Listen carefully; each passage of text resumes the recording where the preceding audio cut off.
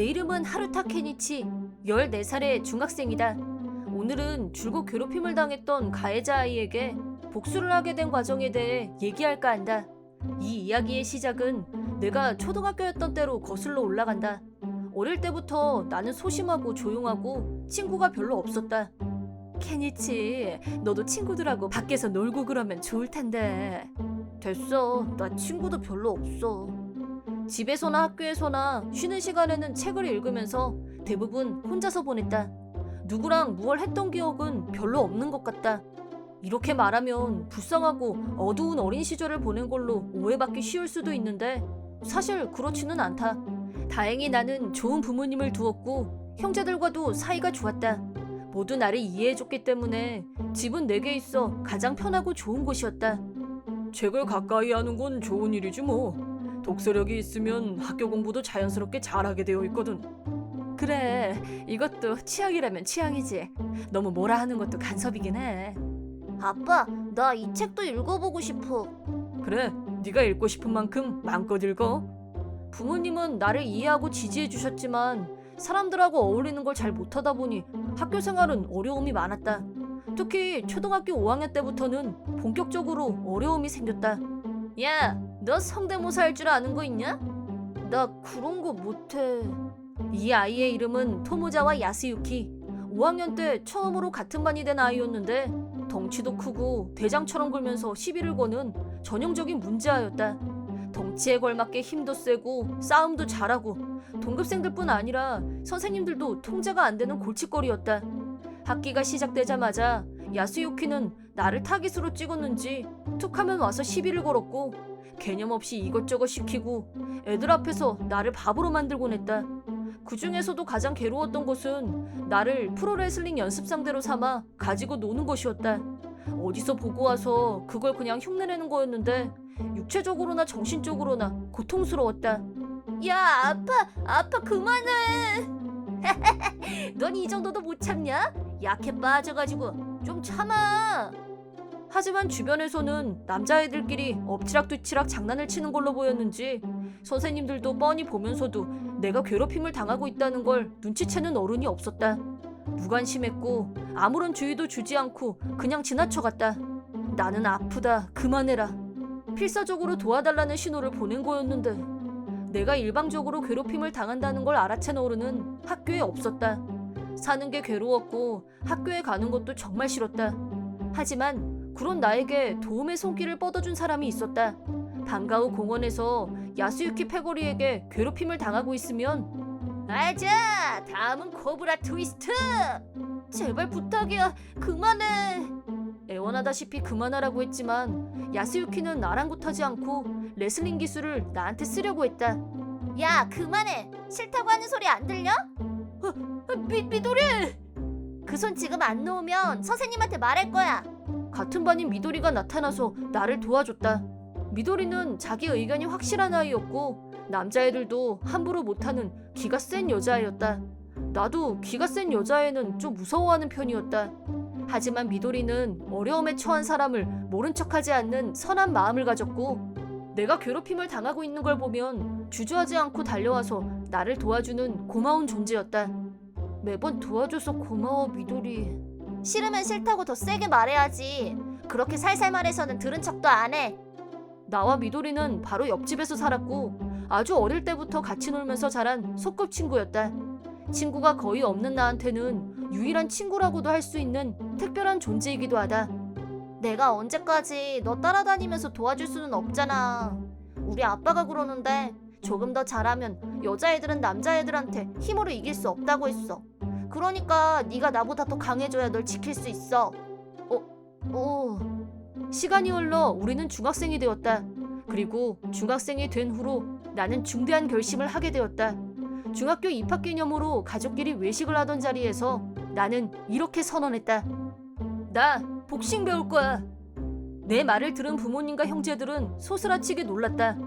그거야 매일 집안에서 책만 보던 애가 갑자기 격투기를 하겠다고 했으니 다들 허를 찔린 기분이었을 것이다. 평소에 격투기에 관심이 있었던 건 절대 아니다. 다만 어떤 일을 계기로 강해져야겠다는 의지가 뜨겁게 솟아났다. 놀라긴 했지만 아빠는 박수까지 치면서 응원해 주셨다. 좋은 생각이네. 복싱 배워둬서 손해볼 일은 없어. 하긴 남자면 주먹을 단련해둘 필요가 있지. 쇳불도 당김에 빼랬다고 곧바로 아이들도 가르치는 권투장을 알아보고 바로 등록을 했다. 케니치, 얼마 전에 너네 엄마 우연히 만났는데 너 복싱 배운다며? 진짜야? 진짜야. 도장에 등록까지 다 했어. 갑자기 뭔 바람이야? 너랑 복싱이랑 매치가 안 돼. 이유가 뭐야? 대단한 이유가 있어서는 아니고 내가 워낙 운동 부족이잖아. 어쩜 말하는 게 딱 아저씨냐? 그리고 운동이 하고 싶으면 축구도 있고 농구도 있고 많잖아. 왜 하필 종목이 격투기야? 나도 여러 가지 고민 끝에 내린 결론이야. 여러 가지 생각 뭐? 뭘 자꾸 캐물어. 복싱 배우는 게 나쁜 일은 아니잖아. 나쁘다는 게 아니라 그냥 영 미스터리라서. 특별한 이유는 없으니까 더 이상 캐묻지 마. 복싱을 배우겠다는 선언은 미도리로서는 도저히 납득이 안 됐던 건지 걱정하는 눈치였지만 나의 결심은 이미 확고했다. 그리고 트레이닝 첫날 도장에 들어서자 심장이 쿵쾅쿵쾅 뛰었다. 모르긴 해도 엄청나게 혹독하게 연습할 텐데. 나처럼 바람 불면 날아갈 것 같이 생긴 애는 여기서 바보 취급을 받을 거란 생각에 위축되기도 했다. 하지만 앞으로 나를 지도해줄 타테야마 트레이너와 첫 대면을 했을 때 복싱에 흥미를 가져줘서 고맙다. 서두를 필요 없고 기초 훈련부터 차근차근 배워가기로 하자. 타테야마 트레이너는 역시 운동으로 다부지게 단련된 몸이었고 인상도 좋고 성격도 자상한 분이었다. 덕분에 바싹 얼어있던 몸에서 긴장이 풀렸다. 힘들다기보다는 의외로 즐겁게 첫 연습을 마쳤다. 한 가지 더 의외였던 것은 생각했던 것보다 복싱의 매력에 쉽게 빠져들었다는 것이다. 거칠기만 한 운동인 줄 알았는데 머리도 써야 되고 심플하게 스트레스 해소에 그만인 운동이었기 때문이다. 또 매일 연습을 얼마나 열심히 했는지가 몸에 그대로 나타난다는 것을 알았다. 기본적으로 마른 체형인 건 변함이 없었지만 맨몸 상태에서 보면 몸에 근육이 점점 단단해지는 것을 실감할 수 있었다. 도장에 다닌 지 반년 정도 지나서 처음으로 아마추어 대회에 참가할 기회를 얻었다. 물론 내 실력으로는 첫 경기에서 탈락만 안 했으면 하는 수준이었지만 처음으로 시합에서 이겼을 때의 기쁨은 두고두고 잊을 수 없을 것 같다. 부모님이 내가 우승이라도 한 마냥 눈물까지 흘리는 모습을 보고 대체 지금껏 내 걱정을 얼마나 했으면 저럴까 싶어서 괜히 마음이 짠해왔다. 또 그동안 당하기만 했던 과거를 생각하면 스포츠를 통해서 누군가와 당당하게 승부를 겨루고 이기는 경험을 쌓아가는 일은 내면의 자신감을 키우는 것에도 큰 도움이 됐다. 그러던 어느 날이었다. 미도리? 연습을 마치고 집으로 가다가 우연히 미도리를 봤다. 미도리 옆에는 줄곧 나를 괴롭혔던 토모자와 야스유키가 있었다. 야스유키도 우리와 같은 중학교였고 미도리와 같은 반이 된 것도 알고 있었다. 하지만 둘이서 밖에서 만날 정도로 사이가 좋은 건 몰랐었다. 오늘 너 역 근처에 있었지? 있었어. 아, 맞다. 너 다니는 도장도 그 근처지. 너 야스유키랑 같이 있던데? 별로 내키지는 않았는데 내 친구가 야스유키랑 몰려다니는 애들 중에 찍은 애가 있다면서 나보고 같이 가자고 해서 어쩔 수 없이 따라가서 어울리게 됐어. 아, 그런 거구나. 야스유키는 하나도 변한 게 없어. 초딩 때랑 똑같아. 요즘 들어서 은근 끈질기게 연락이 와서 골치 아파. 설마 둘이서 만나자고 연락하는 거? 신경 쓰이는 거? 누가 그렇대? 웬 발끈? 나도 그냥 해본 소리거든? 난 그런 애한테는 관심 1도 없으니까 신경 쓸 거 없어. 신경도 안 쓰겠지만. 그렇게 된 거구나. 그 자식하고 친한 사이가 아니라는 얘기를 듣고 다행이라는 생각이 들었지만 걱정이 되기는 마찬가지였다. 미도리는 기가 센 성격은 변함이 없었지만 중학생이 되고 나서 갑자기 예뻐지기 시작했다. 얼굴이 예쁘다 보니 남자애들 사이에서 인기가 많다는 얘기는 나도 소문으로 들어서 알고 있었다. 하지만 야스유키까지 미도리에게 관심을 가질 줄은 몰랐었다. 나한테 있어서 누구보다 소중한 친구인 미도리가 그런 폭력적인 놈하고 사귀는 꼴은 내 눈에 흙이 들어가더라도 절대 용납할 수 없었고 반드시 막아야 한다는 사명감에 불타올랐다. 하지만 미도리가 누구와 사귀는 것 같지는 않았고 나와 미도리는 한결같은 소꿉친구 사이로 지내면서 중학교 2학년이 됐다. 이 자식 초딩 때부터 완전 약해 빠져서 나한테 꼼짝도 못했어. 반항도 안 하고 열나 재미없어. 운 나쁘게도 2학년에 올라와서 야스유키와 또 같은 반이 되었고 하나도 달라진 게 없는 태도며 말투로 매일 나를 괴롭혔다. 복싱을 시작한 뒤로 자신감이 생긴 덕분인지 친구는 전보다 많아졌지만 어디까지나 예전에 비해서 좋아진 정도였다. 초등학교 때의 일이 트라우마가 된 건지 여전히 야스유키가 앞에 있으면 위축되는 기분이 들었다. 이렇게 바보처럼 굴 거면 뭐하러 복싱을 배웠냐고 나 자신에게 화를 내는 날이 늘어갔다. 그러던 어느 날, 그날은 방과 후에 대의원 회의가 있어서 학교에 늦게까지 남아 있었는데 깜빡하고 교실에 두고 온 물건이 생각나서 가지러 갔다. 야, 대체 왜 싫어? 글쎄 싫다는데 왜 자꾸 그래? 어려운 부탁하는 것도 아니고 게임센터 같이 가자는 것뿐인데 뭘 그렇게 튕겨? 난 게임 안 좋아해. 싫다는데 왜 자꾸 물고 늘어져? 야스유키가 미도리를 붙잡고 놓아주지 않는 것 같았다. 단순히 데이트를 신청하는 거라면 내가 뭐라고 욕할 일은 아니지만 야스유키와 몰려다니는 애들 여러 명이 합세해서 미도리를 중심으로 삥 둘러앉아 있는 게 거슬렸다. 저 상황에서는 미도리가 빠져나갈 수도 없을 거고 제 아무리 기센 미도리라고 해도 겁을 먹고 있는 게 느껴졌다.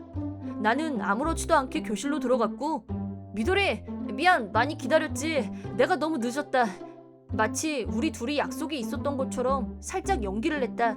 미리 짠 건 아니었지만 서로 눈빛만 보면 아는 소꿉 친구인지라 미도리도 금세 내 의도를 알아챘고 그럴싸하게 받아쳤다.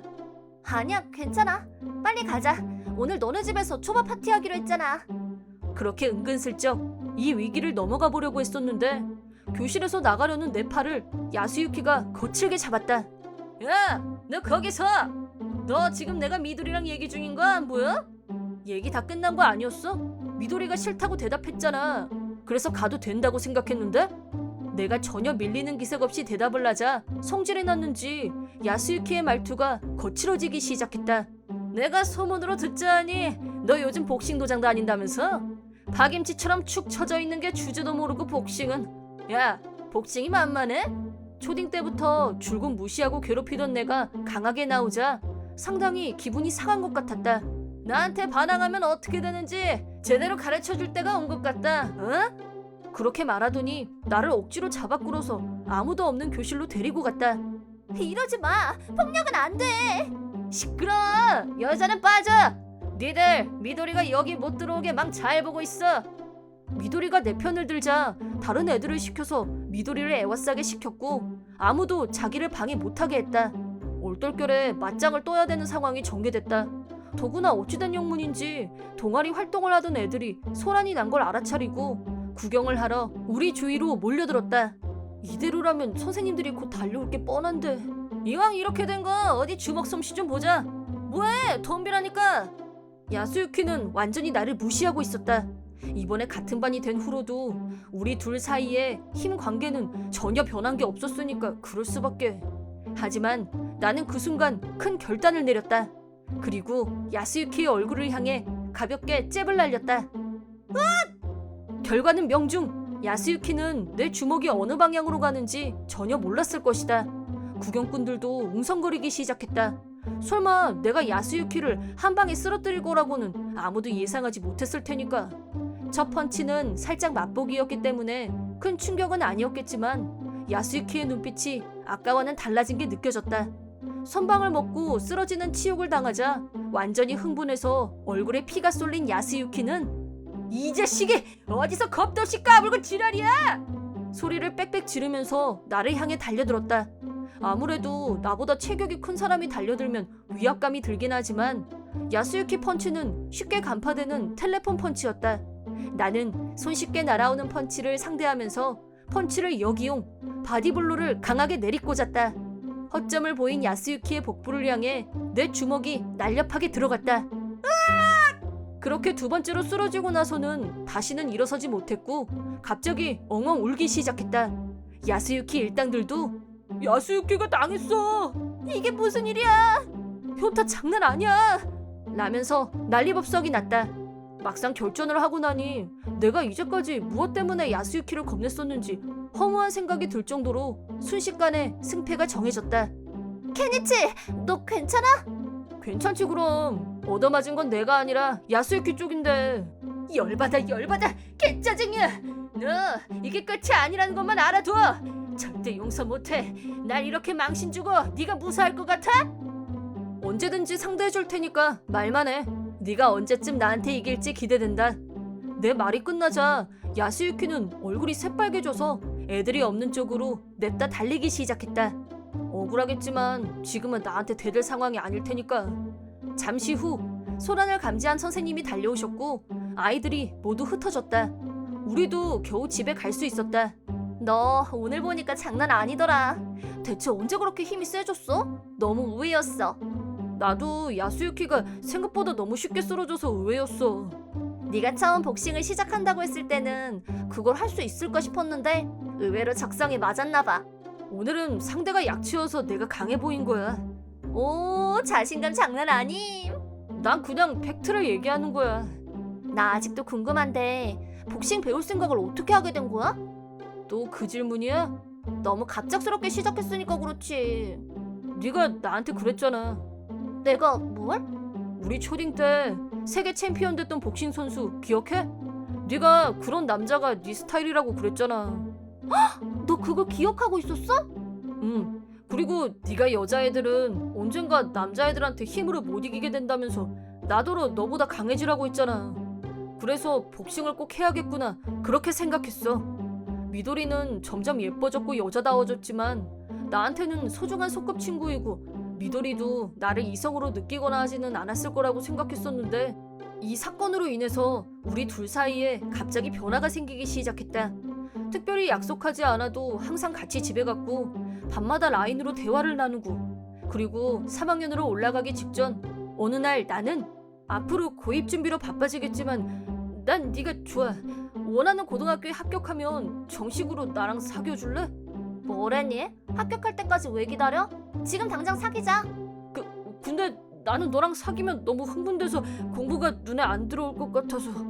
네가 그런다고 공부 안 할 타입이니? 그건 내가 보장한다. 우리 열심히 공부해서 일지망 학교에 꼭 합격하자. 힘들 때 좋아하는 사람이 옆에 있으면 힘이 나잖아. 네 말이 맞아. 고마워. 이렇게 해서 우리는 서로의 마음을 확인하고 사귀는 사이가 되었다. 부모님들끼리도 잘 알기 때문에 우리 사이를 대환영해 주셨다. 이 다음에 결혼하면 가족이 된다면서 어른들이 더 흥분하는 분위기였다. 우리 이제 겨우 중학생인데 어른들 너무 앞서가지 않냐? 뭔 생각들을 하는지. 나는 그런 생각으로 너랑 사귀는 건데 넌 아니었네? 대박. 앞으로 잘 부탁해, 미래의 낭군님. 우리는 매일 조금씩 서로를 더 좋아하면서 달달한 하루하루를 보내고 있다. 학교에서도 우리는 공식 커플이고 뒤에서 뭐라고 하는 애들도 아직은 없다. 어쩌면 내가 그날 야스유키와의 대결에서 맛보인 펀치가 강렬한 인상을 남긴 덕분에 더 이상 나를 괴롭히려 드는 무모한 애들이 나타나지 않았다는 게 나의 생각이다. 야스유키는 그동안 내 앞에서 그렇게 맘대로 까불더니 결국 내 펀치에 KO를 당하고 나서 학교에서 놀림을 받는 신세로 전락하고 말았다. 따르던 똘마니들도 모두 떠나고 한쪽 구석에서 쓸쓸하게 학교 생활을 보냈었는데 아마 자기가 저지른 짓이 있다 보니 창피해서 견디기 힘들었던 것 같다. 학교를 자주 빠졌고 그러다 언제부턴가 아예 학교에 나오지 않았다. 어느 날 야스유키 엄마가 우리 집으로 찾아와서 네가 애들이 다 보는 앞에서 야스유키를 괴롭혀서 우리 애가 이렇게 됐어. 너 내가 고소할 거야. 라면서 소란을 피우고 간 적이 있는데 그건 적반하장입니다. 긴 시간 동안 괴롭힘을 당한 건 개니치였어요. 많이 힘들어했었고요. 저희도 학교에 항의를 하려고 몇 번 마음을 먹었었는데 그럴 때마다 우리를 말린 건 개니치였어요. 문제를 키우고 싶지 않다면서. 그러니까 이번 일은 어디까지나 아이들끼리 자기들 문제에 결론을 지은 거라고 생각합니다. 그리고 학교에 가지 않겠다는 선택을 한 건 야스유키 본인 아닌가요? 아셨으면 아드님 문제는 집에 돌아가셔서 가족분들끼리 상의하시죠. 계속 이러시면 저도 다른 조치를 생각하지 않을 수 없습니다. 아빠는 평상시에 조용한 사람이지만 야스유키에 대해서는 좋은 마음일 수가 없었을 것이다. 아빠는 강경한 자세로 조목조목 따지고 야스유키 엄마가 다시는 우리 집에 얼씬 못하게 만들었다. 지금까지 게니치가 당했던 걸 생각하면 이번 일은 아무것도 아니야. 겨우 한번 자기 뜻대로 안 됐다고 해서 학교에 안 나온다는 건 그 녀석 멘탈이 유리 멘탈이란 얘기 아니겠어? 아빠는 기가 막힌다는 듯이 웃었고 나도 아빠 생각에 전적으로 동의한다. 우리는 어느덧 중학교를 졸업하고 각자 목표로 했던 고등학교에 무사히 합격했다. 미도리는 가정과 선생님이 되는 게 꿈이라며 가정과가 있는 여고에, 나는 스포츠학을 공부하기 위해서 스포츠학과가 있는 남고에 진학을 하게 되었다. 복싱을 배우면서 몸으로 배우는 것에 대한 즐거움에 눈을 뜨게 된 나는 장래 스포츠 트레이너 아니면 체육교사가 되고 싶다는 생각을 하게 되었다. 우리 이 다음에 같은 학교 교사가 되면 너무 재밌겠다. 근데 부부가 같은 학교에 근무하는 케이스가 있을까? 어머, 넌 거기까지는 생각 안 하는 줄 알았는데? 아니, 난 뭐 그냥... 우리 나중에 진짜 재밌는 일 많겠다. 우리들의 미래에 어떤 일이 펼쳐질지 아직은 알 수 없지만 자신의 꿈을 향해서 최선을 다하고 서로를 응원하자고 다짐해본다. 내 이름은 호리우치 토모요. 27살 직장인. 오늘은 나와 시누이 사이에서 일어난 사건에 대해 얘기할까 해요. 우리 가족은 저랑 부모님과 오빠의 나츠시, 맞벌이였던 부모님 대신 오빠가 저를 돌봐줘서 우리 남매 사이는 좋았어요. 나 남친 안 생기는 건 다 오빠 탓이야. 오빠 때문에 보는 눈이 높아졌잖아. 오빠 좋다는 말 돌려서 하니? 너도 이제 오빠한테 독립해야지. 사춘기에도 이렇게 사이가 좋았어요. 사실 오빠는 동생인 제가 봐도 잘생겼고 다정한 성격이라 오빠 여자친구가 되는 사람은 행복할 거라고 생각했죠. 그건 어른이 된 지금도 변함없어요. 지금은 각자 사회에 나와 독립했지만 연락은 자주 하고 지낸답니다. 어른이 된 지금도 오빠는 여전히 다정해요. 오빠는 대기업에 다니는 데다가 옷차림도 고급스러워서 여자들한테 인기가 하늘을 찔렀어요. 오빠를 아는 친구들은 자주 너네 오빠 여친 있어? 나 소개해줘. 식사 자리 좀 만들어줘. 이런 연락을 보내곤 했죠. 하지만 2년 전부터 오빠는 진지하게 만나는 여자친구가 있어서 그런 부탁은 정중히 거절하고 있답니다. 그럼 여친이랑 헤어지면 알려줘? 그래도 이렇게 끈질기다니. 우리 오빠지만 무섭다니까요. 대체 여자를 몇 명이나 올린 건지. 어느 날 오빠한테서 연락이 왔어요. 토모요, 시간 괜찮아? 중요한 얘기가 있는데. 갑자기 웬일이야? 좋은 소식이니까 걱정 마. 나 지금 만나는 여자친구랑 결혼하기로 했어. 정말로? 응, 사실이야. 축하해. 여친 좀 소개시켜달랬더니 보여주지도 않길래 여친이랑 헤어진 줄 알았잖아. 그냥 좀 부끄러워서 그랬어. 걱정 끼쳐서 미안해. 잘 만나고 있어. 근데 결혼하려면 나한테도 꼭 보여줘야 돼? 물론이지. 다음 달에 본가에 인사하러 갈 거니까 그때 집에 있어. 오빠가 기쁜 소식을 들려줬어요. 드디어 오빠를 소개시켜달라는 부탁에서 해방돼서 기쁘기도 했죠. 무엇보다 오빠의 여친을 만날 수 있다니. 전 그날을 손꼽아 기다리고 있었어요. 그리고 오빠는 말했던 대로 여자친구를 데려왔죠. 저도 본가에 돌아와 두 사람을 맞이했는데 안녕하세요. 에미코라고 해요. 앞으로 잘 부탁드리겠습니다. 오빠의 여자친구 에미코 씨는 오빠랑 동갑이고 엄청 예쁜 분이었어요. 말씨도 상냥하고 부침성도 좋아서 완전 호감이었죠. 부모님도 마음에 쏙 들었어요. 저는 옆에서 앉아 대화를 듣고 있었는데 에미코 씨가 제 얼굴을 보자마자 보기 싫은 걸 본 것 같은 표정을 했어요. 그때는 그냥 기분 탓인 줄 알았는데 아무래도 아니었나 봅니다. 오빠에게서 온 메시지를 보고 의심이 들었죠. 토모요, 미안해. 부탁할 게 있어. 뭔데? 결혼식 준비 말이야. 나도 열심히 준비하고 싶은데 지금 일이 바빠서 그럴 여유가 없거든. 뭐? 아내한테만 맡기면 안 되지. 그래서 너한테 부탁하고 싶은 게 있어. 에미코 혼자 준비 중인데 도와줄 수 있을까? 내가 관여해도 괜찮아? 그럼 부탁할 사람이 너밖에 없다. 우리 동생 갖고 싶은 거 다 말해. 그 말 무르기 없기다. 그럼 당연하지. 그럼 나도 열심히 도와줄게. 고마워. 에미코한테도 얘기해둘게. 결혼식 준비가 힘든 건 미혼인 저도 충분히 알고 있었어요. 오빠를 위해서라면 기꺼이 도와줄 수야 있지만 부탁을 받고 오빠와 에미코 씨가 사는 집에 갔더니 안녕하세요. 열심히 도와드릴게요. 그래. 에미코 씨가 엄청 쌀쌀맞게 절 맞이했어요. 오빠는 일 때문에 집에 없었죠. 그리고 준비를 시작했더니 우선 청첩장 수신인 좀 써줘. 목록은 저기 있어. 그리고 멀리 오는 하객들 숙박시설 픽업이랑 사진작가 예약이랑 이렇게 정신없이 지시를 내댔어요. 그것까지는 괜찮은데 제가 힘들게 일하는 동안 에미코 씨는 아무것도 안 하고 있었어요. 친구랑 통화하거나 핸드폰을 만질 뿐이었죠. 가끔 제가 일하는 걸 보러 와서는 아직 안 끝났어? 느려 터졌네. 죄송해요. 내가 뭐 잘못했나 싶을 정도로 매몰차게 굴었죠. 하지만 일을 끝낸 오빠가 집에 돌아왔더니 다녀왔어. 어서 와요. 일 수고 많았어요. 동생이 도와줘서 얼마나 고마운지 몰라. 둘이서 열심히 준비했어요. 이중인격인가 싶을 정도로 딴 사람이 됐어요. 너무 놀라서 입이 다물어지지 않았죠. 그러고 보니 오빠는 사람은 참 좋은데 여자 보는 눈은 없었던 게 기억이 나네요. 역대 여자친구들도 솔직히 비호감인 타입이었어요. 그래서 오빠를 소개시켜달라는 부탁도 별로인 여자들 뿐이라 제가 사전에 차단시키곤 했었죠. 이번에도 왠지 불길한 예감이 들었지만 오빠가 선택한 사람이니까 그냥 조용히 지켜볼 수밖에 없었어요. 그리고 몇 달 뒤 저는 오빠네 집에 다니며 결혼식 준비를 도왔어요. 여러 번 만나면 사이가 좀 좋아질 줄 알았는데 그거 끝나면 이거 해. 아, 네. 에미코 씨의 태도는 변함없이 차가웠고 매몰찼어요. 대체 왜 이렇게 모질게 구는 건지 짚히는데도 전혀 없었죠. 그리고 결정적인 사건이 일어났어요. 그건 하객석 자리 배치를 확인했을 때였어요. 죄송한데 제 자리가 안 보이는데요? 자리 배치는 에미코 씨가 직접 했는데 제 자리가 없었던 거예요. 아, 깜빡했다. 근데 이미 다 결정됐는데? 미안하지만 결혼식에 네 자리는 없어. 이런 터무니없는 소리를 하는 거예요. 저도 가만히 있을 수가 없었죠. 적당히 좀 해요. 저한테 뭐 원수진 거 있어요? 그러자 에미코 씨는 절 째려보더니 너랑 꼭 닮았단 말이야.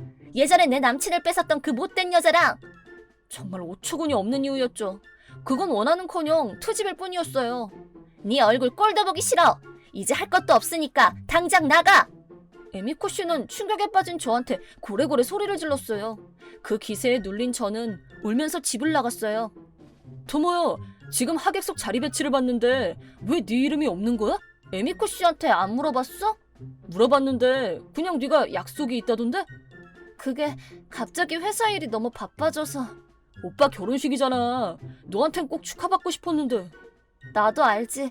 결혼식 못 가서 미안해. 그럼 어쩔 수 없지. 너무 아쉽다. 정말 미안해. 그래도 피로연애는 갈게. 알았어. 미안해. 괜찮아. 나야말로 고집 피워서 미안해. 솔직히 그 사람이랑 결혼하질 않길 바랬지만 이미 결혼식 준비는 순조롭게 진행되고 있었죠. 오빠의 행복한 얼굴이 아른거려 아무 말도 못하고 결국 이렇게 얼버무릴 수밖에 없었어요.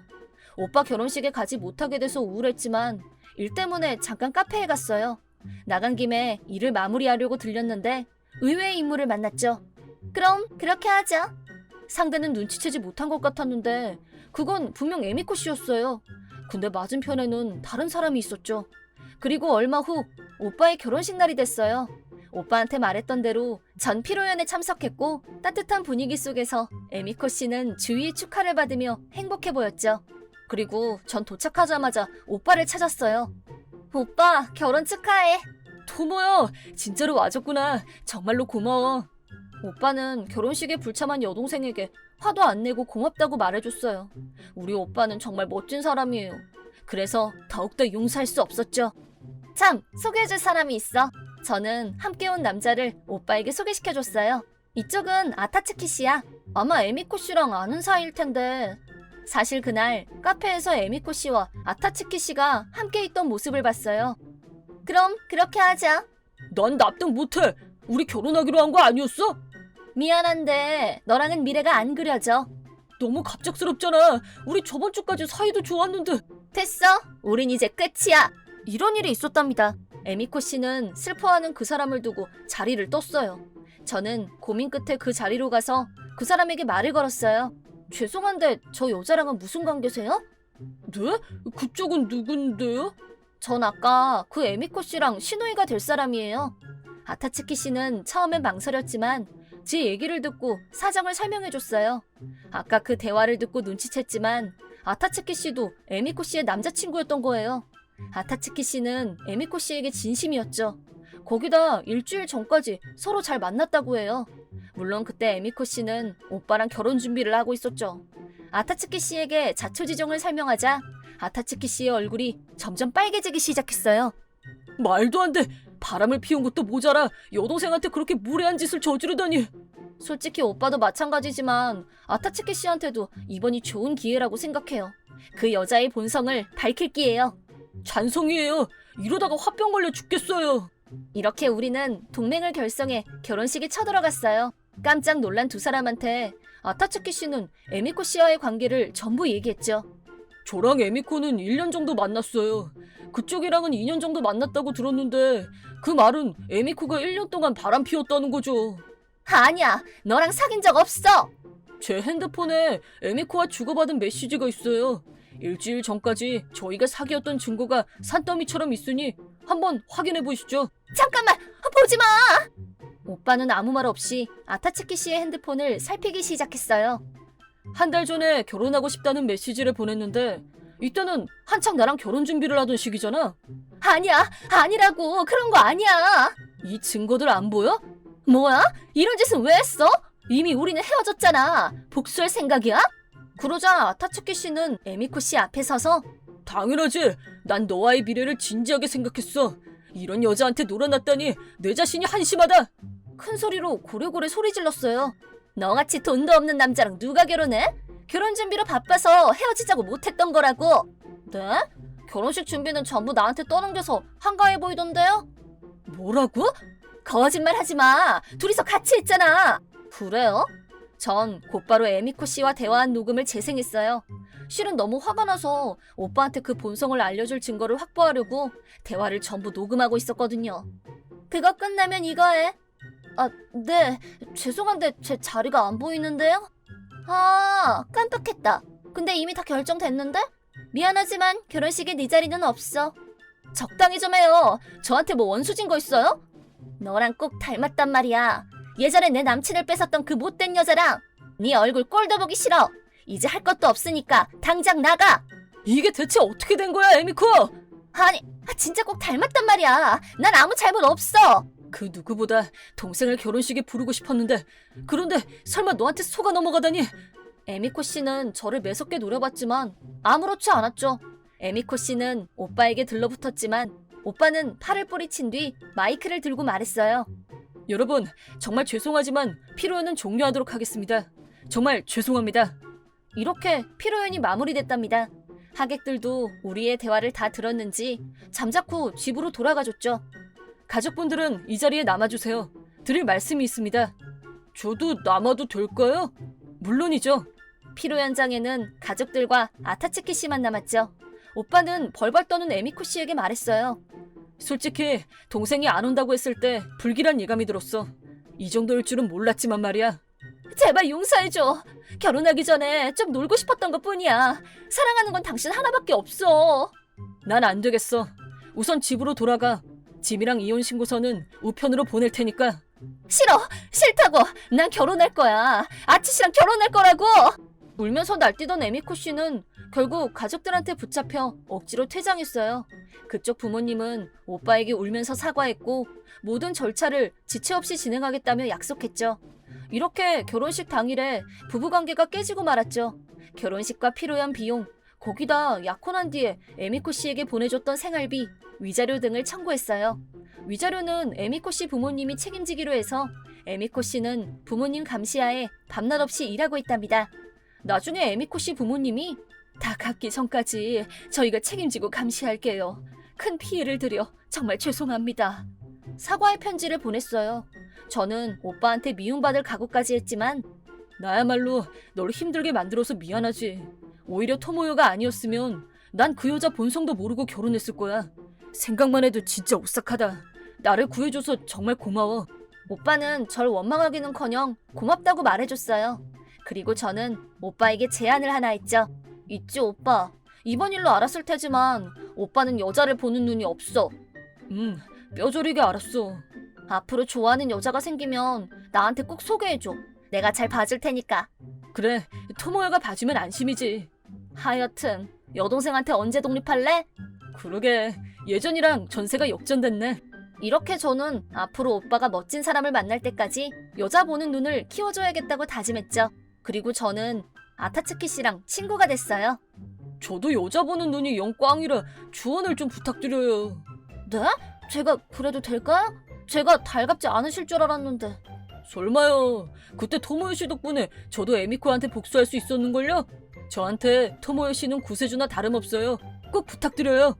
그렇게 부탁하는 아타츠키 씨가 왠지 신기해서 무심코 알겠다고 했어요.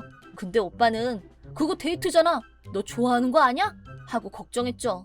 지금은 친구 관계지만 좋은 사람이라는 걸 이미 알기 때문에 나중에 어떻게 될지는 또 모르죠. 내 이름은 카와타 유메코. 우리 집은 자동차 판매점을 하고 있다. 난 오빠가 하나 있는데 제멋대로인 성격이라 늘 문제만 일으키고 다녔다. 부모님이 항상 타일렀지만 오빠는 귀뚱으로도 듣지 않았다. 나도 어릴 때부터 오빠한테 괴롭힘을 당했다. 오빠 하지 마. 시끄러. 나 탈 거니까 저리 비켜. 야, 어떠냐? 밀지 마. 무서워. 그때 날 도와준 건 소꿉친구 유키오였다. 하지 마, 코우지 형. 시끄러, 유키야. 난 학원 갈 시간이다. 너네 같은 바보들이랑 놀 시간 없거든. 이런 오빠였지만 어른이 되면 가업인 자동차 판매점을 이을 거라고 어릴 때부터 기대를 받았기 때문에 오빠는 비싼 학원에도 다녔다. 한편 나는 미안해. 코우지 학원비 때문에 너 학원 보내줄 돈이 없다. 우리도 예전에는 단골이 많았는데 요즘은 차도 안 팔려서 수입도 적단다. 우리 자동차 판매점은 할아버지 때부터 구청과 근처 회사에 차를 판매하고 자동차 검사도 했던 지역 밀착형 회사였다. 오래된 단골 손님 덕분에 전에는 어떻게든 운영을 해왔는데 점점 매출이 떨어져 부모님은 회사를 닫을까 고민할 정도였다. 그런 상황에서도 부모님이 오빠에게 회사를 잇게 하려는 이유가 있었다. 그건 오빠가 초등학교 6학년 때였다. 엄마, 아빠, 회사는 내가 이을 테니까 걱정 마. 그래서 학원에도 열심히 다닌 거잖아. 지금 회사가 많이 어려워. 그냥 취직하는 게 나을걸? 내가 사장님이 돼서 성공하면 되지. 그러니까 앞으로 공부도 열심히 할게. 우리는 오빠의 말을 믿고 어려운 형편 속에서도 오빠를 위해 학원비를 냈다. 그리고 난 학원에 가지 않고 학교에 남아서 선생님께 질문하며 열심히 공부했다. 물론 피아노 같은 것도 못 배웠다. 제멋대로인 오빠였지만 부모님을 생각하는 마음은 진심으로 존경하고 있었다. 그 후 오빠는 유명한 사립고등학교에 합격했다. 학교가 멀지 않아서 나랑 부모님은 오빠가 집에서 학교를 다닐 줄 알았지만 고3 때 오빠가 갑자기 경영 공부하려면 여기가 좋대. 나 여기 가고 싶어. 오빠가 보여준 대학은 집에서 멀리 떨어져 있는 곳이었다. 오빠는 자취를 하고 싶다면서 공부도 해야 되니까 집세와 별개로 매달 10만 엔을 보내달라고 했다. 오빠의 학비로 우리 집 형편은 점점 어려워졌지만 4년 후면 내가 회사를 이을 거야. 할아버지 회사를 망하게 할 수는 없잖아. 이 말을 들은 부모님은 대학 진학을 허락했다. 한편 나는 부담을 조금이라도 줄이려고 학비가 싼 공립학교로 갔고 대학도 장학금을 받고 다니려고 했다. 솔직히 나랑 오빠는 대우가 너무 달랐지만 오빠가 짊어질 책임을 생각하면 참을 수 있었다.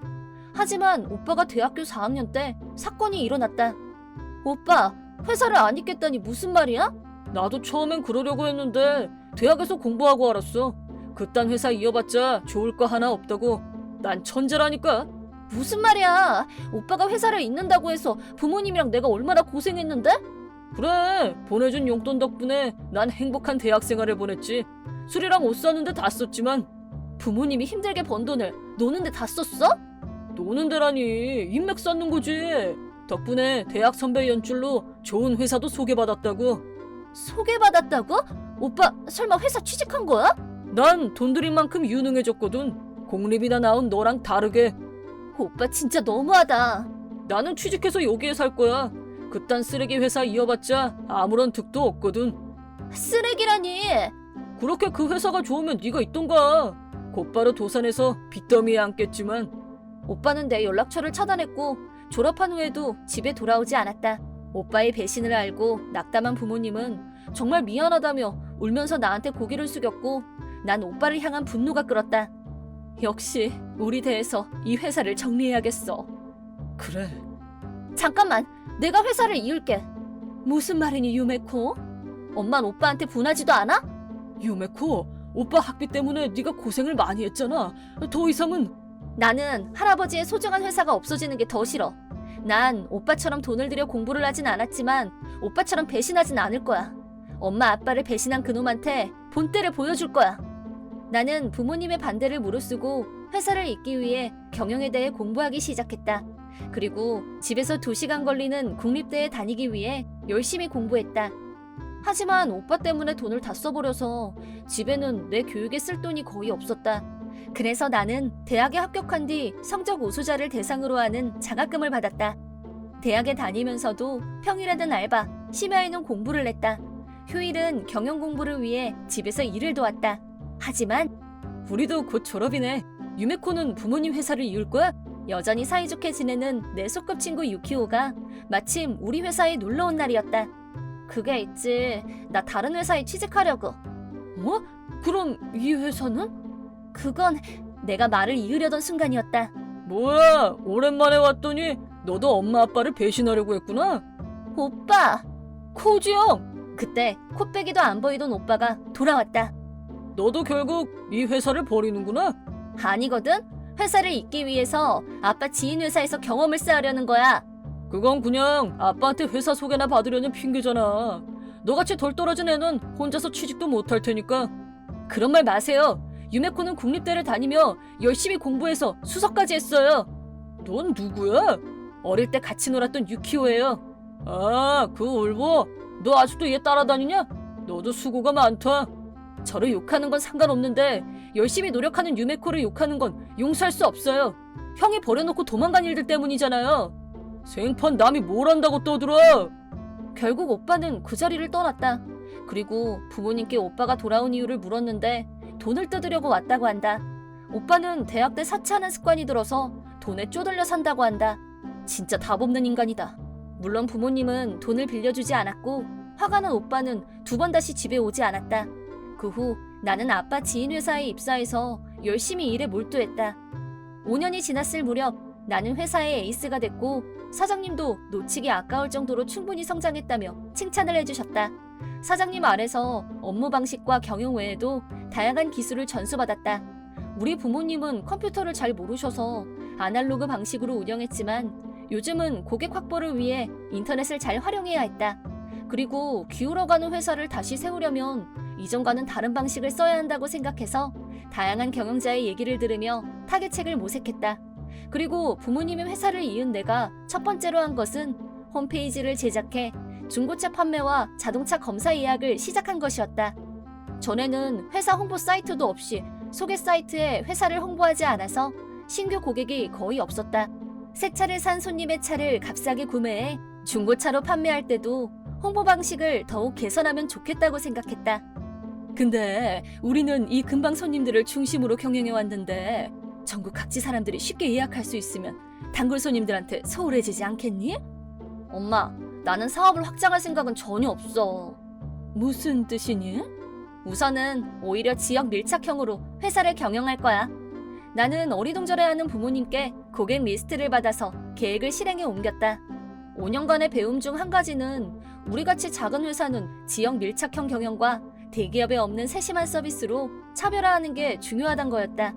내가 살고 있는 곳은 고령화된 시골 지역이라서 최근에는 단골 손님의 발길이 뜸해졌지만 난 바로 거기에 기회가 있다고 생각했다. 우선 나는 손님들에게 편지를 붙였다. 시니어 자동차 교체 캠페인에 관한 내용이었다. 전화를 통한 출장 판매도 적어뒀다. 단골 손님과 부모님의 인연 덕분에 홍보 한 번으로 많은 전화가 걸려왔다. 나는 부모님과 함께 가서 현장 상황을 꼼꼼히 살폈다. 그러자 예상대로 손님들은 차는 필요하지만 나이 때문에 지금껏 쓰던 차를 타기 힘들다고 했다. 타고 싶어도 가족들이 교통사고 뉴스를 보고 위험하니까 타지 말라고 막는 경우도 많다. 하지만 시골에서 차는 꼭 필요한 이동수단이다. 결국 자기 대신에 며느리가 운전해야 돼서 종종 부부싸움이 난다고 한다. 그래서 그런 손님을 대상으로 급발진 방지 시스템이 탑재된 차를 소개해 낮은 사고율을 설명하며 안전하게 운전할 수 있다고 말씀드렸다. 지금 타지 않으시는 차를 높은 값에 사고 싶습니다. 혹시 제시 금액이 걱정되신다면 다른 회사도 검토한 후에 결정하셔도 됩니다. 에이, 지금껏 신세 많이 줬는데 굳게 믿고 있죠. 이제 며느리 걱정도 덜어서 오히려 감사해요.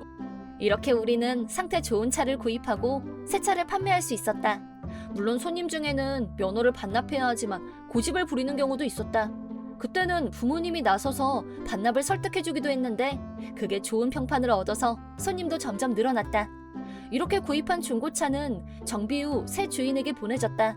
고령자 특화 전략으로 매출도 올랐고 좋은 차를 저렴하게 살 수 있다는 소문이 나서 중고차도 날개 돋친 듯이 팔렸다.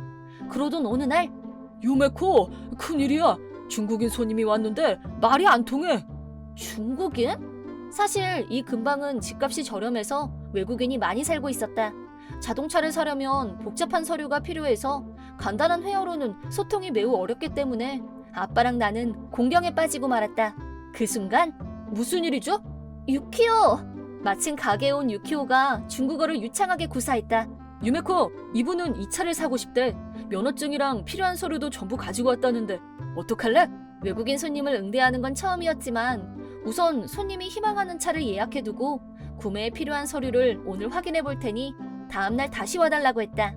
유키오, 중국어 할 수 있어? 대학에서 조금 배웠어. 일할 때도 쓰거든. 사실 유키오는 자동차 관련 회사에서 중국 영업을 담당하고 있었다. 다양한 고객층을 확보해야겠다고 생각한 나는 유키오에게 제안을 하나 했다. 유키오, 우리랑 같이 일할래? 사실 요즘 매출이 많이 늘어서 인력이 부족한 이유도 있었다. 월급은 지금 받는 회사에서 받는 것보단 적겠지만 매출이 더 오르면 꼭 인상해줄게. 그러려고 왔어. 뭐? 생각지도 못한 대답에 난 깜짝 놀라고 말았다. 실은 내가 유키오의 실력을 알아보고 같이 일하자고 제안했거든. 맞아. 정말로? 지금 일하는 회사 꽤 크잖아. 사실 가족 경영 회사라서 승진하기가 어렵거든. 차라리 급성장 중인 유메코네 회사에서 실적을 쌓는 편이 훨씬 좋을 것 같아서. 말은 그렇게 했지만 나는 알고 있다. 착한 유키오는 내가 곤란한 걸 알고 달려와 준 거다. 잘 부탁할게. 나도. 이렇게 우수한 영업사원 덕에 성공적으로 판로를 확장했다. 그 후로는 TV 취재도 와서 우리 회사가 전국적으로 알려지게 됐다. 그렇게 모든 게 다 순조로울 것 같았는데 또 그 녀석한테 연락이 왔다. 예, 오랜만이다 유메코. 무슨 용건이야? 약속대로 내가 회사를 물려받으려고. 회사 얘기를 들은 오빠가 우리 회사를 뺏으려고 연락을 한 것이었다.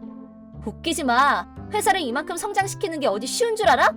원래 그 회사 후계자는 나였어. 잠깐 너한테 양보해준 것뿐이야. 당장 사장 자리에서 내려와. 오빠는 이미 회사를 버렸잖아. 그런 태도를 취해서 되겠어?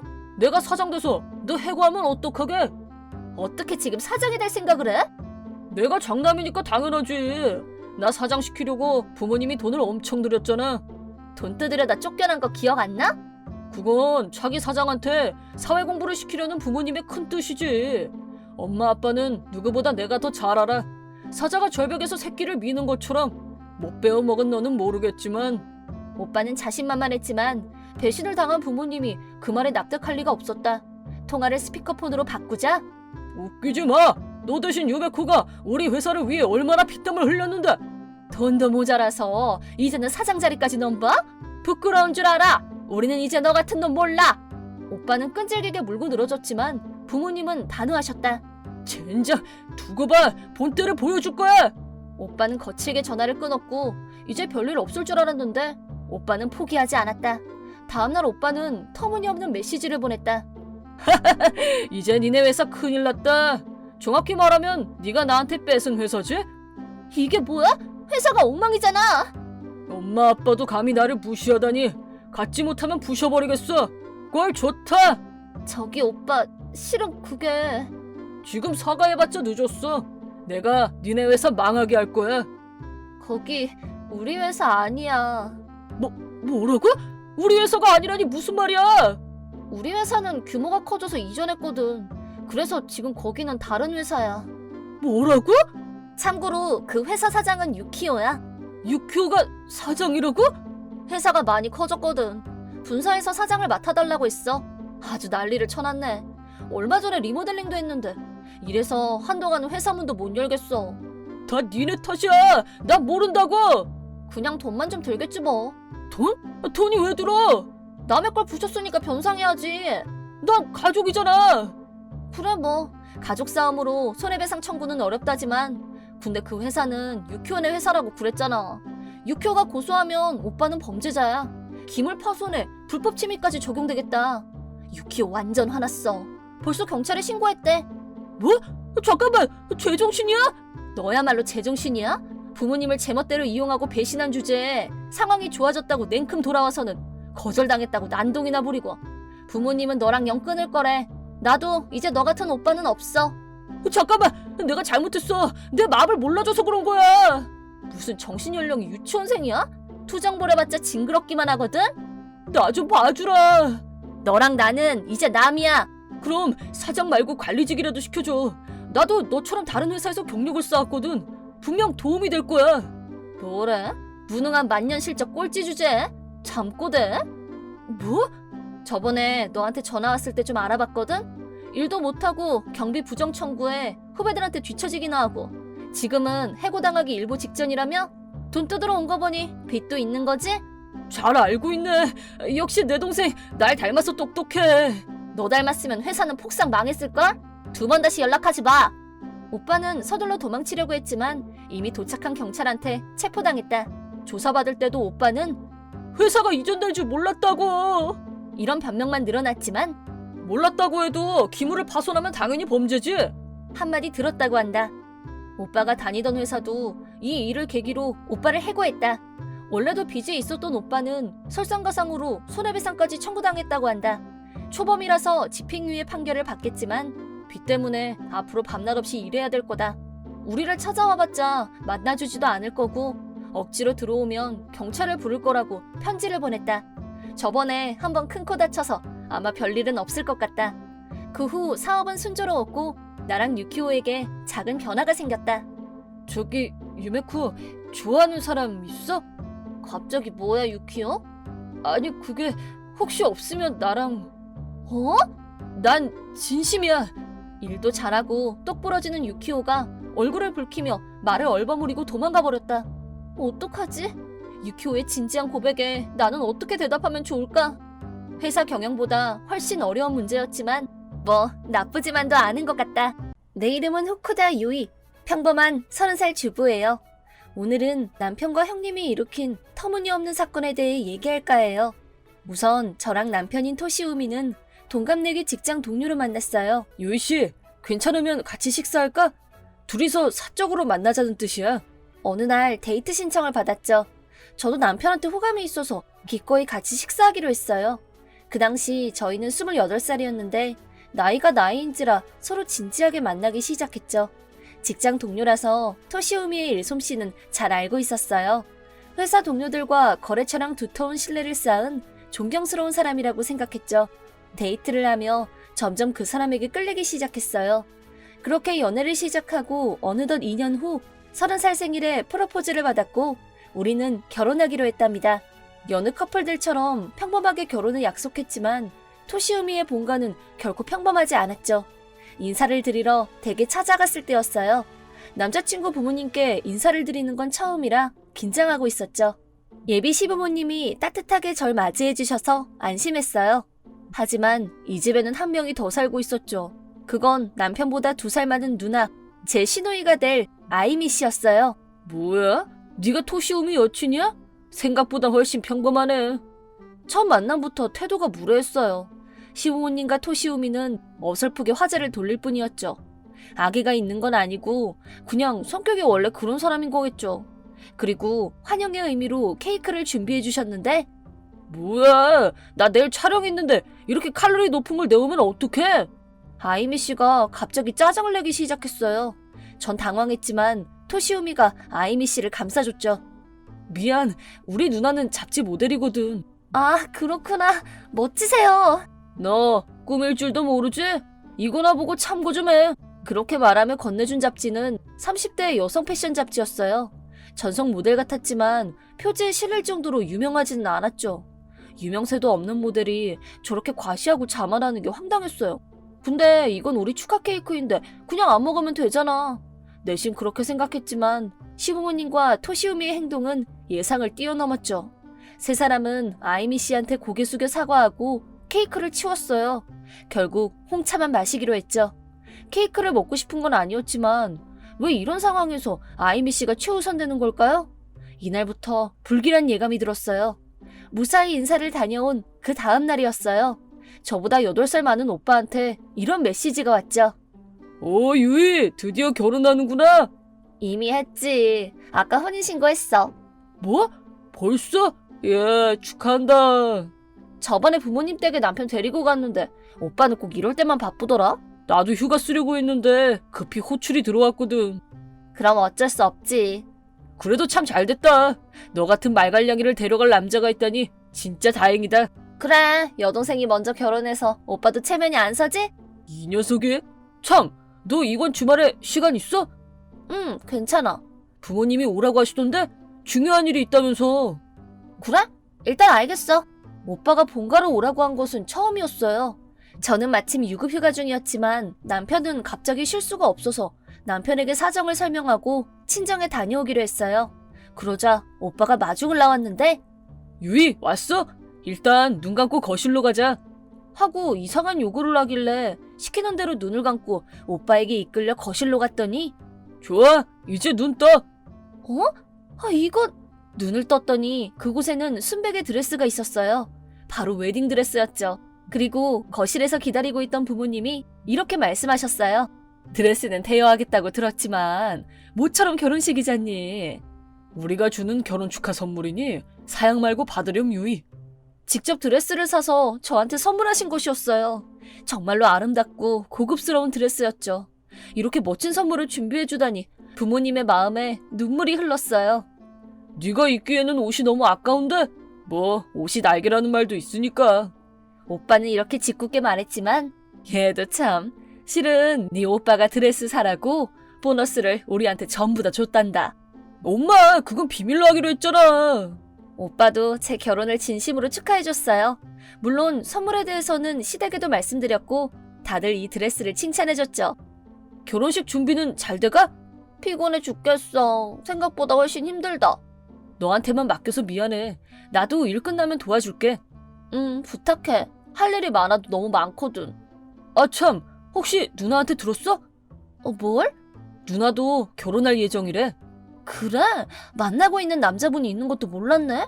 나도 깜짝 놀랐어. 남자친구가 생긴 건 알았는데 만난 지 반년밖에 안 됐거든. 엄청 빠르다. 같은 업계 사람인가 봐. 나중에 누나 만나면 축하해줘. 그럼 당연하지. 형님이 결혼한다는 깜짝 뉴스가 들려왔어요. 만난 지 반년도 안 돼서 결혼이라니 과감한 결정이죠. 그 후에 신랑 얘기도 들었어요. 상대는 IT 벤처 기업을 경영하고 있어서 나름 재력이 있는 사람이었죠. 모델 일을 해서 그런지 화려한 사람을 만나는구나 하고 감탄했어요. 그 후에 한 번은 형님이 저희 집에 찾아왔는데 그게 있지. 그이가 당장 결혼하고 싶대서 어쩔 수 없이 오케이 했지. 아, 우리 신혼여행은 두바이로 가기로 했어. 회사도 커지고 있으니까 앞으로 돈도 훨씬 많이 벌걸? 그렇게 자기 자랑을 끝도 없이 늘어나서 정신이 혼미했지만 그래도 행복해 보이니까 지금만큼은 진심으로 축복해주기로 했죠. 하지만 형님이 결혼하기로 결정된 지 몇 달 후 저희 결혼식은 한 달 앞으로 다가와 있었어요. 전 외출을 마치고 집에 와서 문득 웨딩드레스가 생각나서 옷장을 열었더니 뭐야? 내 드레스가 없잖아! 드레스가 온데간데 없이 사라진 거였어요. 패닉이 돼서 온 집안을 뒤졌는데도 없었어요. 제가 외출하기 전에 남편이 집에 있던 걸 떠올리고 남편한테 전화를 해봤는데 내 드레스가 없어졌는데 어디 있는지 알아? 아, 그거 우리 누나한테 줬어. 줬다고? 왜? 그게 있지. 그리고 남편에게 충격적인 얘기를 들었어요. 형님의 약혼자가 자기 어머니 생일날 식을 올리고 싶다고 했다나 봐요. 사실 문제될 건 없지만 그 날짜가 하필이면 제 결혼식 날과 같은 날짜였죠. 원래는 내년에 할 예정이었지만 형님이 기필코 올해 결혼식을 하겠다면서 남편한테 결혼식을 양보하라고 했다는 거예요. 지금부터 준비하면 늦으니까 이미 준비를 다 마친 저희 결혼식을 그대로 자기 결혼식으로 하겠다는 거죠. 그런 정신 나간 요구를 누가 받아주겠어요? 하지만 남편은 형님의 요구를 덥석 받아들였어요. 그리고 결혼식은 물론 제 드레스까지 양보했다는 거예요. 지금껏 시댁 식구들이랑 지내면서 눈치챈 건데 남편과 시부모님은 형님의 온갖 응석을 받아주고 있었어요. 그런 환경에서 형님은 폭군처럼 자랐고 결국 이런 사태를 불러일으키게 된 겁니다. 저는 당장 형님에게 연락했어요. 형님, 제 드레스 돌려주세요. 아, 토시우미한테 들었구나? 근데 안 돼. 그건 제 옷이잖아요. 내가 뭐 훔쳐갔니? 니네 남편 허락까지 다 받고 가져간 거야. 그 옷 주인은 저예요. 남편이 아니라고요. 그리고 남의 결혼식을 가로채다니 그러는 법이 어딨어요? 그게 말이 된다고 생각해요? 시끄러 죽겠네. 이미 늦었어. 절차는 다 끝내놨거든? 이제 와서 소란 피워봤자 소용없다고. 그럼 적어도 제 드레스라도 돌려주세요. 남편 돈 많다면서요. 남편한테 사달라고 하세요. 이제 와서 준비해봤자 늦는다고. 그리고 아무리 둘러봐도 네 드레스만큼 마음에 드는 것도 없거든? 어떻게 그렇게 몰상식한 짓을. 오버 좀 하지마. 너보다 내가 더 예쁜 신부가 되지 않겠어? 시누이라고 해도 한 가족이니까 얌전히 축하나 해. 형님은 미안함이라고는 눈꽃만큼도 없이 아주 뻔뻔스러웠어요. 그리고 그날 남편이 집에 오자마자 부부싸움이 일어났죠. 아내보다 누나를 더 우선하다니 제정신이야? 무슨 말을 그렇게 해. 누나가 곤란하다는데 어떡해? 계속 누나 타령이나 하고 징그러워. 그렇게 네 누나가 좋으면 누나랑 결혼해. 나도 더는 못 참아.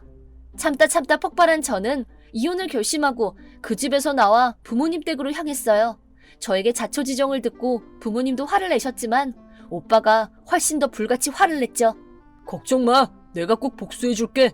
오빠만 믿어. 차분한 오빠의 말에는 들끓는 분노가 느껴졌어요. 원래 오빠는 순한 성격이지만 소중한 사람이 상처 입었을 땐 물불 안 가리는 성격이죠. 어릴 때 제가 괴롭힘 당해 울면서 집에 돌아오면 오빠가 그 애들을 혼쭐 내줬고 회사 일로 힘들어할 때면 늘 제 얘기에 귀 기울여줬어요. 남편한테 누나 타령 좀 그만하라고 했는데 저도 남편이랑 비슷한가 봐요. 그리고 오빠가 제안한 복수 방법은 한 달 후 드디어 형님의 결혼식 날이 다가왔어요. 원래 그건 내 결혼식이었는데. 그렇게 생각하자 분노가 들끓었어요. 하지만 괜찮아요. 저는 이미 결혼할 생각은 버린 지 오래거든요. 그럼 맹세의 키스를. 시기 클라이맥스에 치닫자. 실례합니다. 오쿠다 아이메씨. 체포장이 발부됐으니 서까지 동행 부탁드립니다. 남편과 남자 하나가 문을 박차고 힘차게 걸어 들어오면서 이렇게 말했어요. 사실 저희 오빠는 현역 경찰로 절도 등을 다루는 형사과 소속이었죠. 저는 경찰에 드레스 도난 신고를 넣었는데 마침 거기가 오빠네 관할이라서 이 사건은 오빠가 직접 맡게 됐던 겁니다. 하필 결혼식 당일에 한창 식이 진행되고 있을 때 체포하러 들이닥친 건 우연의 일치라고 칩시다. 거기에는 시부모님과 남편, 신랑 가족 등 하객들이 많이 있었어요. 모두의 주목을 받은 신부 옆에 선 신랑은 허둥대기 바빴죠. 잠깐만! 이건 우리 올케한테 받은 거라고! 시누이 본인이 신고한 겁니다. 가족이라도 절도죄는 성립하거든요. 그러자 남편도 곧장 달려와서는 그건 내가 준 거라고! 부부 공동재산인데 문제될 게 뭐가 있어? 이건 저를 비롯한 유이 가족이 선물한 거라서 공동재산으로 인정할 수 없습니다. 그리고 당신도 절도 공모 혐의가 있으니 동행해 주셔야겠습니다. 이게 대체 무슨 일이야? 아이미, 빨리 설명해! 난 아무 잘못 없어! 그냥 드레스 좀 입은 건데. 너한테 무슨 말을 들어봤자 이젠 믿을 수가 없으니까 경찰 조사를 기다리도록 하지. 잠깐만! 나 좀 도와줘! 하지만 두 사람을 도와주는 사람은 아무도 없었고 결국 오빠한테 체포당했답니다. 그렇게 신랑과 하객들은 지옥 같은 분위기 속에 남겨졌죠. 물론 저는 자초지종을 자세하게 설명했고 지금까지 형님을 잘못 키운 시부모님은 비난을 받으며 도망치듯이 그 자리를 떠났어요. 그 후 두 사람은 집행유예를 받았지만 유죄가 됐어요. 제가 합의를 보지 않고 재판으로 끌고 갔거든요. 벌금형에 처한 형님은 드레스값과 위자료 지급을 명령받았죠. 거기다 신랑에게 위자료까지 청구당했답니다. 참고로 결혼식 비용도 신랑이 지급했던 모양인지 그 돈을 상환하라는 요구에 두 사람은 거액의 빚을 지게 됐죠. 물론 저도 이혼할 때 위자료를 청구했고 한꺼번에 받을 수 있었답니다. 오빠의 복수 계획을 실행하기까지 한 달 동안 철저히 준비해뒀거든요. 결혼하기 전에 2년 동안 2천만 원에 달하는 신혼여행 적금을 둘이서 모았는데 그 돈을 넘겨받는 조건으로 이혼했어요. 저희 집은 임대주택이었는데 전 남편에게 살림살이를 전부 양보했어요. 남편과의 추억을 하나도 남기기 싫었고 위자료를 두둑히 받아서 새 집을 꾸릴 여유가 있었거든요. 결국 전 남편은 빈털터리 상태로 거액의 빚을 지게 됐죠. 그리고 저는 이혼한 직후에 회사를 퇴직했지만 동료가 말해주기를 도난 사건이 알려져 전 남편은 해고당했다네요. 전과자를 고용해주는 곳은 좀처럼 없어서 지금은 일용직을 전전하며 근근히 빚을 갖고 있대요. 오빠 말로는 변호사를 통해 채무를 정리해도 상당 금액이 남고 이번 일은 면책받지 못한다고 해요. 그 얘기를 듣고 안심했답니다. 전 남편이 제가 고생해 쌓아 올린 걸 전부 망쳤으니 죗값을 톡톡히 치러야 수지에 맞거든요. 그건 시댁 식구들도 마찬가지예요. 참고로 오빠는 저한테 원한을 품고 복수하지 않을까 항상 시댁 식구들의 거동을 확인해주고 있답니다. 그래서 그 사람들의 근황을 자주 알려주는데 결국 그 소문이 동네에 쫙 퍼져서 힘들게 살고 있다고 해요. 집이랑 땅을 팔아 낡고 좁은 빌라에서 살면서 몸이 가루가 되도록 일한다네요. 하지만 형님은 응석바지로 자란 탓에 성실히 일을 할 수 있을 리가 없죠. 형님은 미모를 앞세워 돈을 벌겠다며 의기양양하게 번화가를 찾았지만 이런 아줌마를 누가 써주겠어?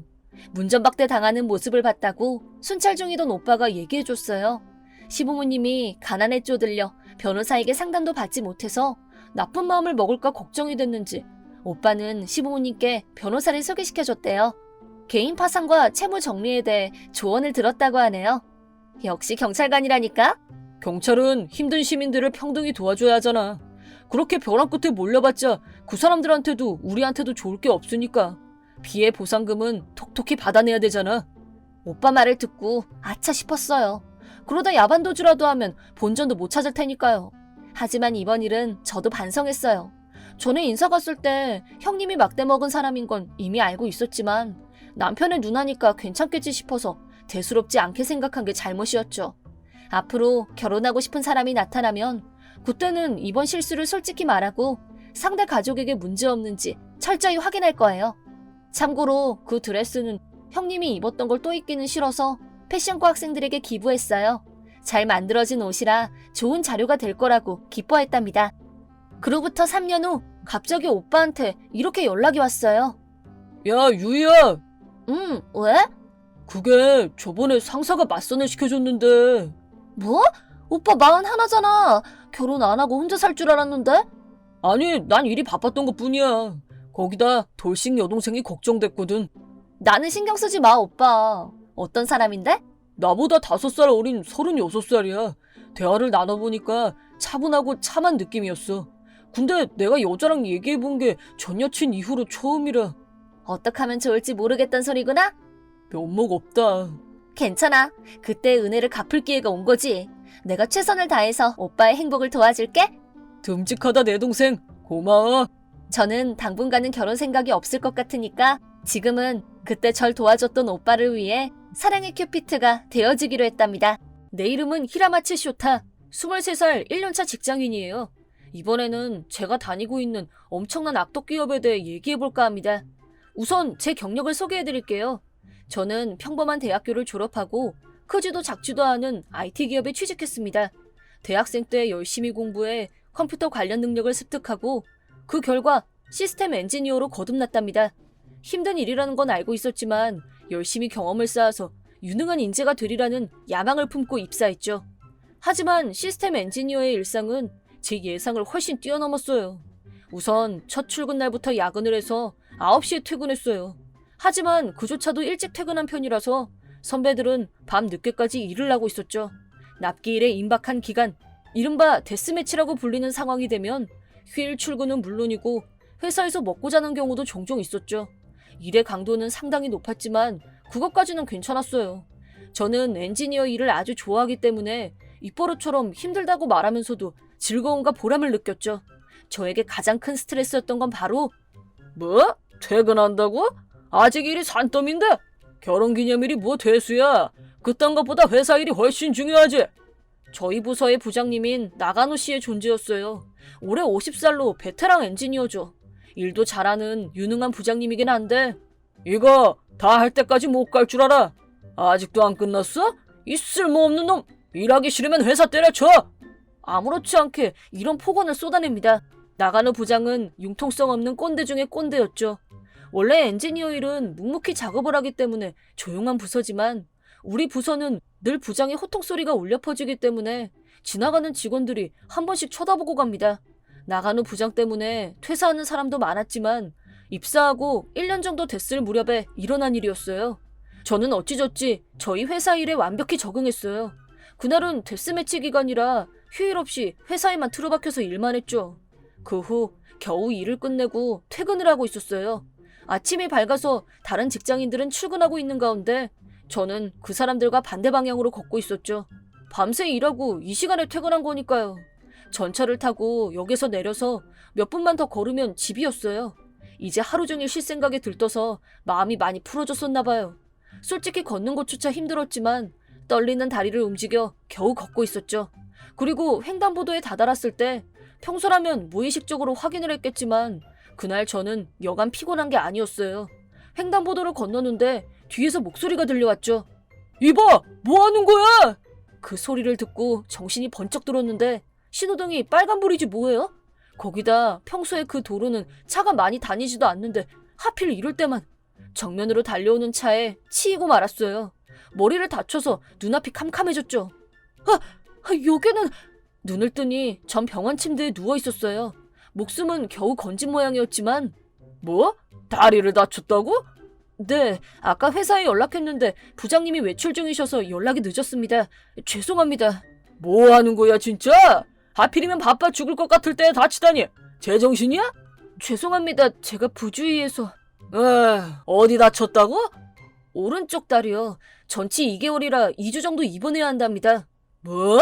입원? 아주 호들갑을 떠는구만. 저도 그렇게 생각했는데 의사가 2주는 입원해야 한다고 해서 정말 죄송하지만 잠시 회사를 쉬어도 괜찮을까요? 다들 바빠서 죽어나가는데 발자 한번 좋다. 정말 죄송합니다. 메시지에서 말한 것처럼 교통사고로 다리를 크게 다친 저는 오른쪽 다리가 복합 골절된 모양이었어요. 다행히 후유증은 없지만 절대 안정을 취해야 한다고 해서 2주 정도 입원을 하게 됐답니다.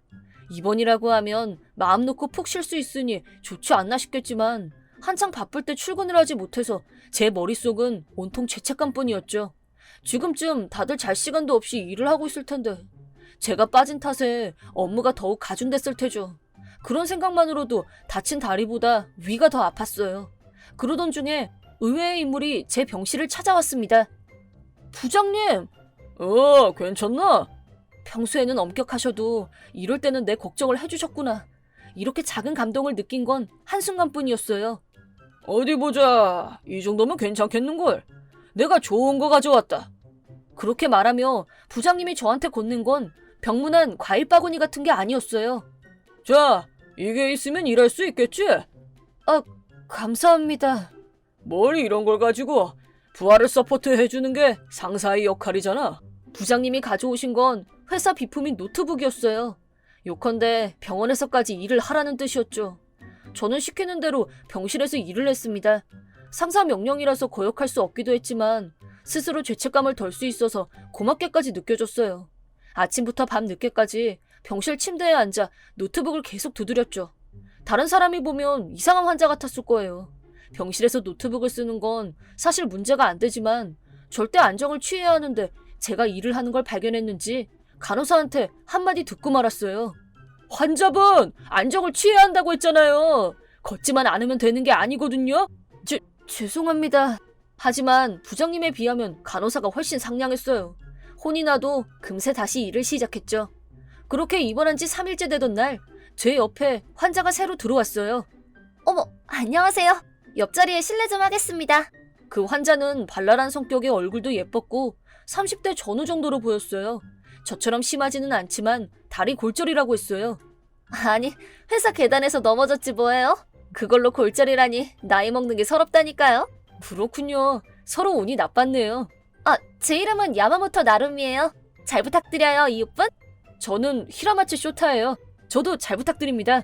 평소에 여자랑 얘기할 기회는 거의 없지만 밝은 야마모토 씨 덕에 편하게 대화를 나눌 수 있었죠. 그렇게 같은 병실에서 지낸 지 이틀이 지났을 무렵 또 간호사한테 한마디를 들었어요. 적당히 좀 하세요. 안정을 취해야 한다니까요. 죄송합니다. 이렇게 혼이 나면 일을 잠시 멈춰야 돼요. 아직 해야 할 일이 산더미인데. 그러자 옆에 있던 야마모토 씨가 입을 열었어요. 한 소리 들으셨네요? 그럼 저랑 잠깐 외출할래요? 기분 전환이나 해요. 그렇게 권유해줘서 야마모토 씨와 함께 병원 정원에 가보기로 했어요. 벤치에 앉아서 수다 떨다가 저희 회사 얘기가 나왔어요. 묵묵히 제 얘기를 듣던 야마모토 씨는 입원 중에 일을 하라고? 상사가 시킨 거예요? 믿을 수가 없네. 제 얘기에 꽤 충격을 받은 것 같았어요.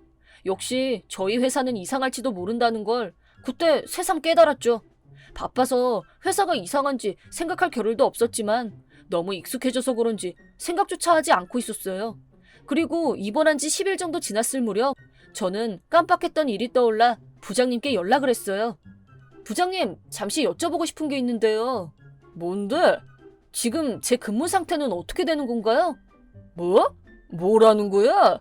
단축 근무가 적용되나요? 아니면 시급으로 처리가 되나요? 지금 회사가 아니라 병원에서 일을 하고 있으니까 통상 근무로 취급되지는 않을 것 같은데 어떻게 되는 건지 궁금해서요. 당연한 거 아니야? 거기서 탱자탱자 하는데 통상 근무로 취급되겠냐? 네, 역시 그렇겠죠? 그럼 어떤 형태로 취급되는 건가요? 뭘 어떻게 취급돼? 그냥 휴가로 처리됐지? 네? 뻔뻔하긴. 회사랑 동료들한테 민폐랑 민폐는 다 끼쳐놓고 그 입에서 지금 돈 달라는 소리가 나오냐? 그 정도 일은 무상으로 해주는 게 당연하지. 참고로 유급 휴가도 인정 안 되니까 그렇게 알고 있어. 욕한데 저는 10일 동안 아픈 몸을 이끌고 힘들게 봉사활동이나 했다는 거였어요. 아무리 그래도 너무하지 않나요? 이 일을 계기로 여태껏 쌓아놨던 게 폭발하고 말았어요. 지금껏 생각하지 않으려고 했는데 사실 저는 이 일이 너무 괴로웠어요. 분명 좋아해서 시작한 일이었는데 지금은 컴퓨터를 마주하는 것조차 괴로워지고 말았습니다. 그러자 눈물이 뚝뚝 떨어졌어요. 젠장. 그러자 옆에 있던 야마모토 씨가 말을 걸었어요. 왜 그래? 무슨 일 있어? 저는 방금 들은 얘기와 제 심정을 숨김없이 얘기했어요. 야마모토 씨는 묵묵히 제 말을 끝까지 들어줬어요. 그리고 이렇게 말했죠. 그런 회사 그냥 그만둬. 그렇게 생각하는 게 당연해요. 저도 처음 머릿속에 떠오른 건 퇴직이었으니까요. 하지만 이상한 승부욕이 발동한 저는 그래도 너무 분하잖아요. 지는 것 같기도 하고 힘들어서 도망치는 게 한심하기도 하고요. 하지만 야마모토 씨는 단호히 말했어요. 무슨 말이야? 도망은 무슨? 쇼타 씨가 회사를 버리는 거지? 회사를 버린다니, 전 그런 생각조차 못했어요. 그리고 야마모토 씨는 말을 이었죠. 쇼타 씨만큼 성실하고 일 잘하는 사람이 어딨어? 그런 인재를 소홀히 하는 회사는 그냥 뻥 차버려. 걱정 마. 쇼타 씨 같은 인재를 원하는 회사는 세상에 널렸으니까. 저는 야마모토 씨의 말을 듣고 큰 충격과 동시에 기쁨을 느꼈어요. 여태까지 부장님과 선배한테 이런 칭찬을 들은 적은 한 번도 없었으니까요. 이 쓸모없는 놈, 왜 이리 느려 터졌어? 쓰레기 같은 자식. 이런 폭언은 일상 다반사였고 제가 일을 잘 해내도 그건 부장이나 선배의 공으로 돌아가고 말았죠. 이래서는 아무리 좋아했던 일도 싫어지는 게 당연했어요. 하지만 그렇게 자신감을 잃고 낙담하고 있는 저에게 야마모토 씨는 놀라운 얘기를 해줬어요. 어이, 전화 안 받고 뭐 하는 거야? 내가 오늘 오후까지 그 일 다 하라고 했잖아. 죄송합니다. 검사가 있어서요. 변명은 지가 치우고 당장 해! 아니요, 안 할 겁니다. 이제 봉사활동은 진저리가 나거든요. 뭐? 너 진짜 제정신이야? 민폐랑 민폐는 다 끼치고 감히 직무유기를 해? 임금으로 쳐주지도 않는데 직무가 아니죠. 이게 지금 생떼를 부려? 일하기 싫으면 회사 때려쳐! 네, 그렇게 하겠습니다. 뭐? 퇴직서는 우편으로 보내겠습니다. 퇴원하면 인사드리러 가겠습니다. 저는 부장님께 퇴직 의사를 전달했습니다. 야마모토 씨 말대로 회사를 버리기로 한 거죠. 하지만 이 메시지를 주고받은 지 몇 시간 후, 야! 감히 누구 마음대로 그만둬! 부장님이 불같이 화를 내며 병실에 들이닥친 겁니다. 이럴 때 회사를 나가? 무책임한 것도 정도가 있지? 지금껏 키워준 은혜를 원수로 갚아? 넌 다른 회사 가서도 마찬가지일걸? 이렇게 호통치면서 퇴직을 철회하라며 난동을 부렸습니다. 솔직히 부장님이 너무 무서워서 철회할 뻔했어요. 하지만 저는 야마모토 씨가 해줬던 조언을 따랐어요. 죄송합니다. 더는 못하겠어요. 퇴직하겠습니다. 전 생각 안 바꿔요.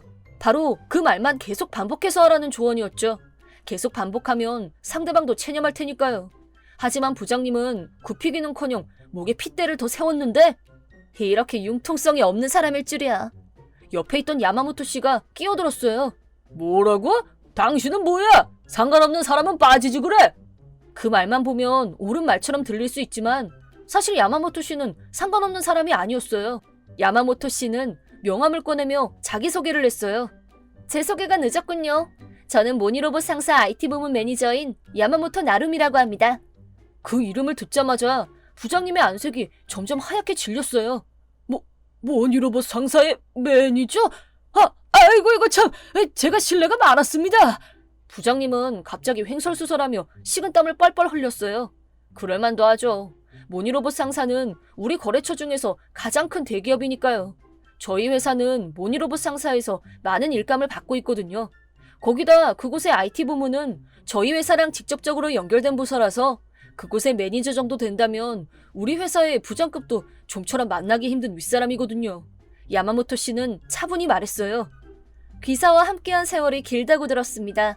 하지만 소중한 직원을 함부로 대하는 기업과 앞으로도 거래를 계속해도 괜찮을지 솔직히 의문이 들긴 합니다. 지금 IT 부문 전 영역의 개혁을 진행하고 있어서 거래처 기업도 검토하고 있던 참이거든요. 각오하시는 게 좋을 것 같네요. 친절한 웃음이 느껴지면서도 단호한 목소리였죠. 온화한 어투였지만 앞으로 당신들한테 일감을 하나도 내어주지 않겠다는 뜻이었죠. 그 말에 부장님은 얼굴이 하얗게 질려서 결국 아무 말도 못한 채 고개를 푹 숙이고 병실을 나갔습니다. 이미 제 퇴직은 안중에도 없을 겁니다. 나중에 회사 중역들과 함께 사죄를 하러 갈 게 분명했지만 단순한 사죄로는 해결되지 않을 게 뻔했죠. 저희 회사는 근본적으로 바깥에서 보든 안에서 보든 문제가 산더미였으니까요. 고소하면 100% 승소할 정도로 갑질이 심각했기 때문에 인연을 계속 이어가봤자 좋을 것도 없을 테죠. 야마모토 씨, 정말로 감사합니다. 신은 노력하는 사람을 저버리지 않는 법. 쇼타 씨에게 도움이 됐다니 이번 도 나쁘지 않네. 그리고 몇 주 후 전 동료에게 전해들었는데 야마모토 씨 말대로 거래가 중단되어 회사가 큰 타격을 입었다네요. 사실 거래처 하나 잃는다고 큰 손실로 이어지진 않을 테지만 모니로봇에서 받는 일감은 어마어마했거든요. 모니로봇과 계약을 파기한 사실이 업계에 금세 알려져 우리 회사의 신뢰는 순식간에 떨어졌어요. 저보다 먼저 퇴직해서 다른 기업에 다니고 있던 동료들은 계약 파기 건에 더해 회사의 악행을 SNS에 폭로했죠. 결국 회사는 고작 반년 만에 도산하게 됐답니다. 참고로 부장님은 이번 일로 강등 처분에 연봉 삭감을 받고 자청까지 당했다네요. 요즘 말로 월급이나 루팡하는 신세라고 합니다. 그리고 회사가 도산했을 때 아내는 집을 나갔고 자랑스러운 자가도 부동산을 내놨다고 하네요. 지인들과 예전 거래처에 부탁해서 재취직을 하려고 했지만 악평이 자자한 지금 같은 업계에 발을 들이긴 불가능할 테죠. 다른 회사로 이직한 예전 동료한테 우리 회사에 울면서 찾아왔는데 운전박대해줬어. 이런 소식을 들었을 때는 속이 뻥 뚫린 듯했죠. 지금은 어디서 뭘 하는지도 모르고 관심도 없어요. 하지만 저랑 부장의 인연은 계속 이어졌죠. 부장님! 이런! 부장은 역 근처 편의점에서 알바를 하고 있었어요. 절 보고 어색했는지 창고로 뛰쳐들어가더라고요. 예전 부장이 지금은 편의점 알바라니. 물론 편의점은 생활에 꼭 필요하고 알바도 어엿한 일이지만 추락했다는 인상을 피할 수는 없었습니다. 꼴 좋군요. 참고로 지금 저는 모니로봇 상사 IT 부문에서 열심히 일하고 있어요. 실은 퇴직서를 보내기 전에 야마모토 씨한테 스카우트를 당했거든요. 그래서 큰맘 먹고 부장한테 퇴직하겠다고 선언할 수 있었죠. 야마모토 씨의 개혁으로 직원들의 처우가 훨씬 좋아졌기 때문에 높은 만족을 느끼며 일하고 있답니다. 하지만 불가사의가 하나 있는데 저기 야마모토 씨는 연세가 어떻게 되세요? 뭐라고? 아니요, 아무것도 아닙니다.